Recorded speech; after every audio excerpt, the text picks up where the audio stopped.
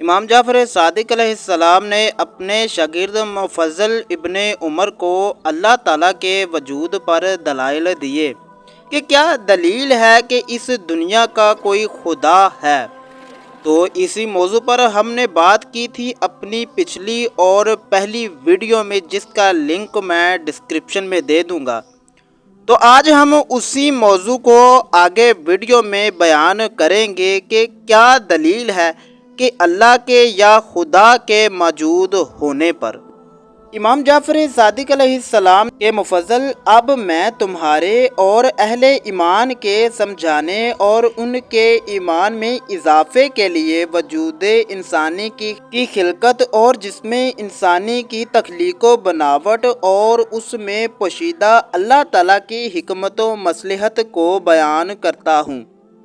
دیکھو، انسان کی خلقت کا پہلا مرحلہ تو وہ ہے جب رحم مادر میں جنین یعنی ایمبریو کی حفاظت اور پرورش ہوتی ہے، جبکہ اس وقت یہ جنین 3 طرح کے پردوں میں بند ہوتا ہے۔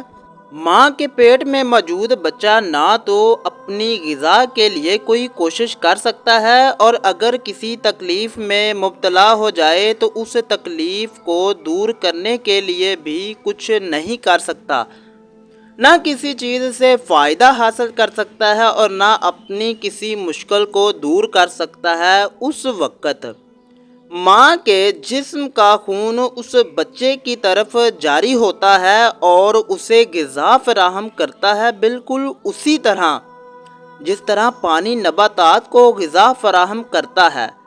ماں کا خون بچے کو اس وقت تک فراہم ہوتا رہتا ہے جب تک اس بچے کی خلقت پوری نہیں ہو جاتی اور اس کے بدن کی جلد اس قابل نہیں ہو جاتی کہ ہوا کا مقابلہ کر سکے، اور اس کی آنکھ اس قابل نہیں ہو جاتی کہ روشنی کو دیکھ سکے۔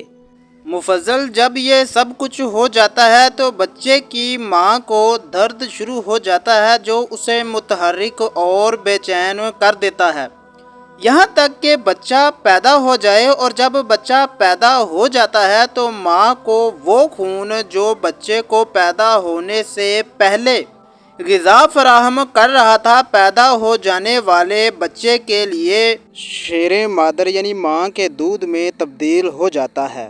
اب اس کا ذائقہ بھی بدل جاتا ہے اور رنگ بھی، اور اب یہ کچھ اور ہی قسم کی غذا بن جاتا ہے جو اس بچے کے مزاج اور اس کی ضرورت کے مطابق ہوتی ہے۔ بچہ پیدا ہوتے ہی اپنے ہونٹوں پر زبان کو پھرانے لگتا ہے اور ہونٹوں کو حرکت دیتا ہے، اس طرح وہ اپنی بھوک کا اظہار کرتا ہے۔ اس کے لیے بہترین اور تازہ غذا ماں کے ساتھ موجود ہوتی ہے۔ ماں یہ غذا اسے دینا شروع کر دیتی ہے جب تک اس کا بدن نرم، اس کی آنتیں اور نظام ہضم کمزور رہتا ہے اور وہ سخت غذا استعمال کرنے کے قابل نہیں ہو جاتا۔ اس وقت تک یہ تازہ بتازہ غذا بچے کی بھوک مٹانے کے لیے ہر وقت موجود رہتی ہے۔ اللہ تعالیٰ کے وجود کا انکار کرنے والے بھی کبھی ماں کے پیٹ میں تھے، بے بس اور کمزور۔ یہ بھی اسی طرح ایک باقاعدہ نظام سے گزر کر انسان کی صورت دنیا میں آئے ہیں۔ انہیں اس سارے نظام اور اس میں موجود اللہ تعالیٰ کی نشانیوں، اس کی مصلحتوں اور مناسبتوں پر غور کرنا چاہیے کہ کس طرح وہ نہیں تھے اور ہو گئے اور اب اپنے پروردگار کے وجود کا انکار کرتے ہیں اور دلائل طلب کرتے ہیں۔ مفضل، اب خلقت انسانی پر اپنی بات کو آگے بڑھاتے ہیں۔ تم دیکھتے ہو کہ بچہ شیر خواری کی مدت سے گزر کر ہلکی اور نرم غذا کھانے کے قابل ہو جاتا ہے، پھر وہ اور بڑا ہوتا ہے یہاں تک کہ وہ چلنے پھرنے لگتا ہے۔ اب بڑھتی ہوئی عمر کے ساتھ اسے طرح طرح کی مزید غذاؤں کی ضرورت پڑتی ہے تاکہ اس کا جسم نشوونما پائے اور وہ بچپن سے لڑکپن اور لڑکپن سے جوانی کی منزل تک پہنچے۔ اس کے لیے اب اسے گوشت، سبزیوں، پھلوں اور مختلف اناجوں کی ضرورت ہوتی ہے۔ وہ اپنے نرم مسوڑوں سے ان غذاؤں کو استعمال نہیں کر سکتا، اس لیے اب اس کے دانت نکلنا شروع ہوتے ہیں۔ یہ دانت اور داڑیں روٹی، پھلوں، گوشت اور سبزیوں کو کوٹ اور رگڑ کر نرم غذا میں تبدیل کر سکتی ہے۔ اس بات پر بھی غور کرو کہ بچہ دانتوں اور داڑوں کے ساتھ پیدا ہوتا تو یہ اس کی عمر اور ضرورت کے مطابق نہ ہوتا، اور اس سے ماں اور بچے دونوں کے لیے بڑی مشکلات پیدا ہو جاتی۔ اسی لیے دانت اسی وقت نکلتے ہیں جب ان کی ضرورت ہوتی ہے۔ غور تو کرو کہ یہ سب انتظامات ایک خاص اندازے اور منصوبے کے تحت کیا۔ مفضل دیکھو، بچہ ایک نادید وجود تھا، پھر یہ گوشت اور ہڈیوں کا مجموعہ بنا، پھر اس میں روح آئی، پھر ایک خاص مدت تک ماں کے پیٹ میں رہ کر دنیا میں آیا، بچپن سے لڑکپن اور پھر جوانی کی منزل تک پہنچا۔ اب جوان ہونے کی صورت میں مرد اور عورت کی اپنی اپنی شناخت ضروری تھی، اس لیے نوجوان کے چہرے پر داڑھی نکلنا شروع ہو جاتی ہے۔ داڑھی کے ذریعے یہ نوجوان ایک مرد کی شکل اختیار کرتا ہے۔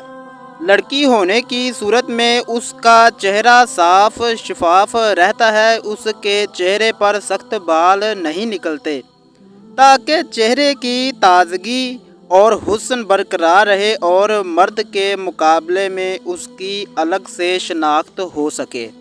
مفضل، اب تک انسان کی خلقت کا احوال جو میں نے تم سے بیان کیا ہے، اس کا مختصراً دوبارہ جائزہ لیں تو بہتر ہوگا۔ انسان کے دنیا میں آنے کی جو حالتیں میں نے بیان کی ہیں، یعنی ایک ذرہ، پھر لوتھڑا، پھر گوشت اور ہڈیوں کا مجموعہ، پھر بچہ، بچپن، لڑکپن اور جوانی، اور ہر حالت میں انسان کی ضرورت کے مطابق اس کے اعضاء اور صلاحیتوں کا پروان چڑھنا، تو کیا یہ سارے انتظامات کسی خالق و مدبر کے بغیر ہوتے رہے؟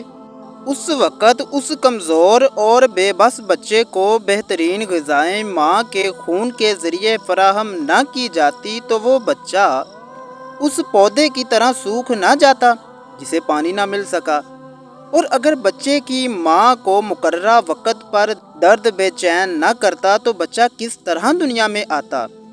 ایسی صورت میں وہ بچہ اسی طرح رحم مادر میں زندہ دفن ہو جاتا جیسے کسی زمانے میں بچے زندہ زمین میں دفن کر دیے جاتے تھے۔ یعنی انسان کی پیدائش سے لے کر انسان کے دنیا میں آنے تک کے تمام انتظامات انسان کے لیے بنائے گئے، تو کیا یہ سارے انتظامات بغیر کسی خالق و مدبر کے ہوتے رہے؟ اور جس نے یہ سارے انتظامات کیے وہ ہی خدا ہے۔ اسی طرح امام علیہ السلام نے حضرت مفضل کو وجود خدا پر مزید بہترین دلائل دیے جو ہم آگے اپنی آنے والی ویڈیوز میں مزید بیان کریں گے۔